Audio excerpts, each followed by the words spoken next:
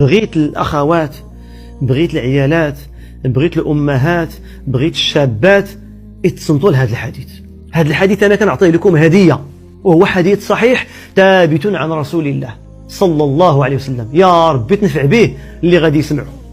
قال رسول الله صلى الله عليه وسلم: إذا صلت المرأة خمسها وصامت شهرها وحفظت فرجها وأطاعت زوجها قيل لها: ادخل الجنة من أي الأبواب شئت.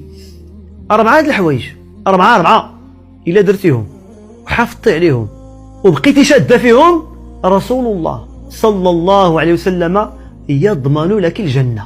باش تعرفوا النساء باللي الله تبارك وتعالى خفف عليكم. إذا صلت المرأة خمسها، صلي 5 الصلوات ديالك، ما فرضش عليك الله الجمعة وما فرضش عليك صلاة الجماعة، صلي في دارك. والأيام اللي عندك دم الحيض والنفاس راه ما كتصليش، تا الشهر ما كانش عندك في الصلاة وماشي مشكل، لكن صلي 5 الصلوات ديالك. الله يرضي عليك الوالدة، الله يرضي عليكم الأخوات والمؤمنات والصالحات. نتوضا ونلبس الجلابة ديالي والزيف ديالي، الله أكبر، ونصلي وندعي مع با وندعي مع أمي وندعي مع راجلي وندعي مع خوتي وندعي مع أولادي وندعي مع المسلمين كاملين. الجنة من أي الأبواب شئت، الباب اللي عجبك ادخلي منه. الجنة عندها 8 الأبواب. قال العلماء: ما معنى قيل لها ادخل الجنة من أي الأبواب شئت؟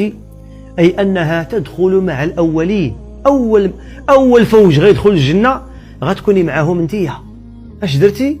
كتصلي الصلاة ديالك، كتصومي رمضان ديالك، محافظة على الشرف ديالك، وكطيعي الزوج ديالك. 4 هاد الحوايج، ديري غير هاد 4 والله الذي لا إله غيره الجنة إن شاء الله مضمونة لك. حافظي على الصلاة ديالك، صومي رمضان ديالك، حافظي على الشرف ديالك، وطهلي في رجلك، ما غاديش يخيبك الله.